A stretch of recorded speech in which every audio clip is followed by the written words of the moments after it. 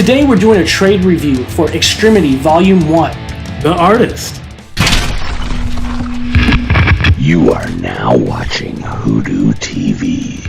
Welcome to WhoDooTV. I'm Jared. And I'm Hooser. And today we're talking about Extremity Volume 1, a story by Daniel Warren Johnson, who is also the artist. And he's also getting complimented really well with colors by Michael Spicer. Just wanted to give you guys a heads up. We may get into some details in this book, and we may drop some bombs on some spoilers. And so we hope that you guys read this book. And if you want to read this spoiler-free, make sure you hit pause, come back, and we'll be here when you're done. This trade is a nice, hefty trade. We get 6 issues done in one trade here, which is a little bigger than most of the trades. This isn't your typical Image $9.99 4-issue arc. This is a 6-issue arc, and the way they put this together is a really nice trade, and it reads very well. Yeah, I really appreciate it. They don't break up the issues throughout this book. It just keeps flowing, and I actually like that because it is a continuous story. It really flows really well in this format, and I think it's really great. Yeah, I mean, this is a story. It's talking about a dispute between 2 different clans. We have the Rolo clan and the Paznina clan, but conflict really is it's an interpersonal issue, and it's really fascinating. Right? It's really based off of vengeance, right? And getting your revenge against someone who has done you wrong. Both parties of this feel like they're in the right because wrong was done to them, whether advertently or inadvertently, and they just can't see, the forest from the trees, per se. It's hard to kind of stomach a little bit of it because it gets into some really issues where you have conflicts and you're not sure which direction to go in. Yeah, a lot of these characters are making decisions that you kind of look at and you're like, why can't you see this? Why can't you understand that this isn't the right way to go? That was an issue I had in this book, and this isn't to take away with how good this book was. This was a struggle I just thought about. Like, these characters have issues that are deep, that are ingrained, and it's this conflict, and it plays really well because they can't see the other side as possibly having any good to them. They are completely incapable of seeing logic to the other side's point. Right. Our main character in this book is Thea. She is the daughter of the leader of the Rolo clan. His name is Jerome. Thea is known for her artwork that she does. She does beautiful drawings, and throughout their whole clan, they know of her about this, and she shows her drawing throughout this. She has a brother named Rolo, and Rolo is the next one in charge to take over for the clan when Jerome hands it off.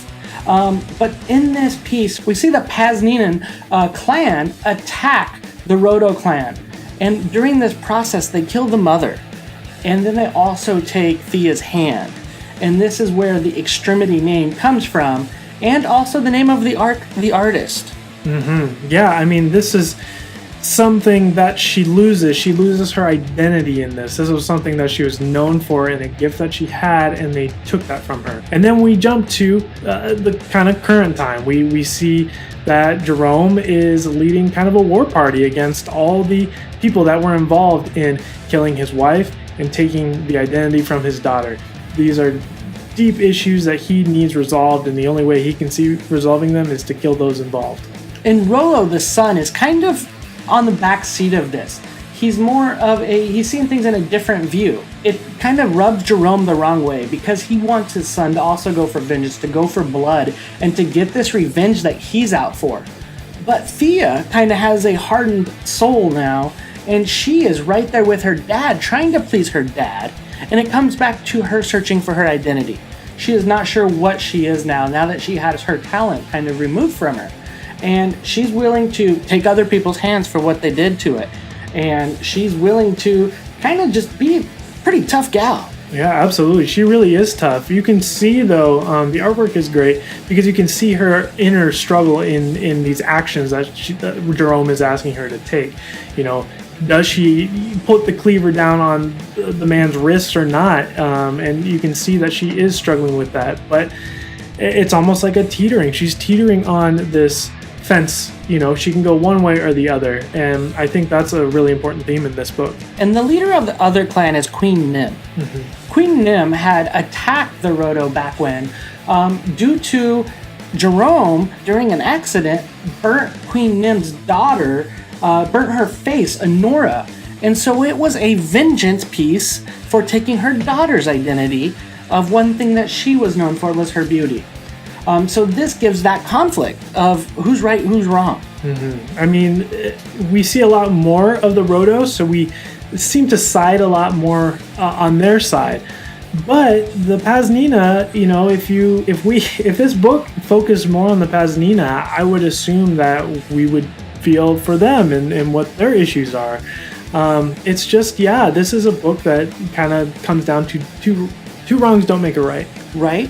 This really goes to leaders, right? These two leaders are really just battling for another, you know, and it's I kind of would believe that Honora, the daughter of the Nym, would be a lot more like Thea if it was focused on her.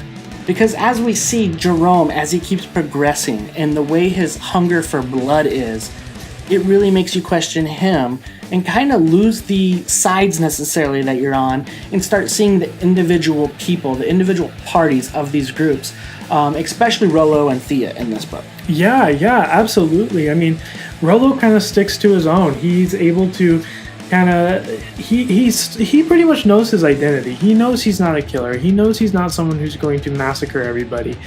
He's more interested in technology. I mean, they find a doomsday device, and he's upset that they found something like this because he knows his father will use it for his own gain. And not to mention some of the tech that they found that he befriended. They befriended a really cool tech called Shiloh. And Shiloh is made to kill. He is a pretty awesome robot that can kill a lot of things. He can wipe people out really quick, and we get to see that in action in this book. Jerome wants to use the battery for Shiloh to activate this doomsday, and he kind of takes it. And they get ready to cause a lot of havoc throughout this world of the floating planes. There's a scene in this book where Jerome takes a really heavy-handed approach to find a solution. He's pretty much looking for an answer on how to activate this doomsday device by the person who built that. This approach really actually made me turn against Jerome. It made me not as empathetic for him anymore. He seems to be too far gone to really listen to, counsel, to look for another solution outside of violence. And it was kind of at that moment that we also get to see Thea's sort of coming to that understanding herself, the fact that maybe this bloodlust isn't the path that she wants to go either. It gets even to that point where Rolo had already left the clan and he's on his own, and he's got his dead Shiloh robot with no battery because that's in the doomsday device. And Thea's told to go attack the other clan. And while she's up there trying to attack, they had actually abducted Rolo. And she stopped the attack to save his life, and later gets scolded by the father for not finishing out the attack, and the brother is a traitor. And he kind of ultimately just leaves both of them for death. And it's pretty sad. It really does make you kind of cringe when you think of Jerome and who he is as a father and a leader. He's hurting with his wife dead and just everything that's gone wrong, but he's going about it the wrong way. Mm-hmm. I think just a great part about this book is that not every character is stuck and siloed into a character archetype.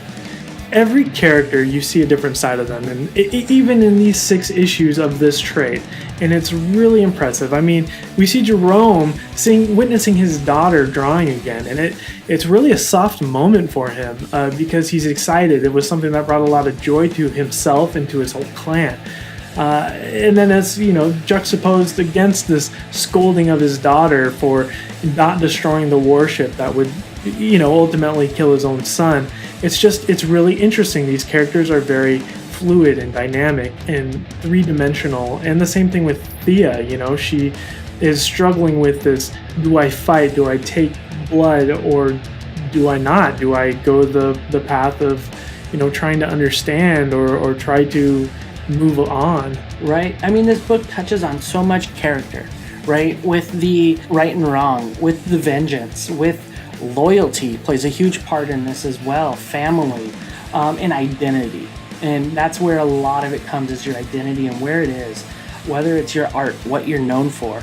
it all plays a huge role into this, and it's done so well. Daniel Warren Johnson does give you some great characters that you can really connect with in one way or another. So what would you give this book? I'm going to have to be giving this book a high 4. It's going to get a 4.75 for me. I really enjoyed it. I think the art was pretty on point. I like the world that's being built. But going into, I like the way this book was written about characters. It was really focusing very much on where the characters are and who they are as people. And that is something I really took to a lot. And going through art, story, it was just all the way around a good book for me. I would definitely give this one a 4. It's a great book, strong characters, the art looks great. There were a few continuity issues or maybe some details that didn't get addressed early on that seemed to be more important later. But I didn't want to bog this review down with a whole bunch of details on that to get down to the nitty gritty. But I think just the fact that every character is going to be really fleshed out in this. When you start from page 1, you'll see them in a completely different light by the end of this book. I think that's a really strong point of this. Yeah, so a 4. I think this is an awesome book, and it's one to put on your shelves, I think. Definitely. If you guys read this book, tell us what you think about it. We'd love to hear what you got to say. Hey, if you like this video, be sure to hit the like button below. There's also that subscribe button down there too. Make sure you punch that. We'd appreciate it.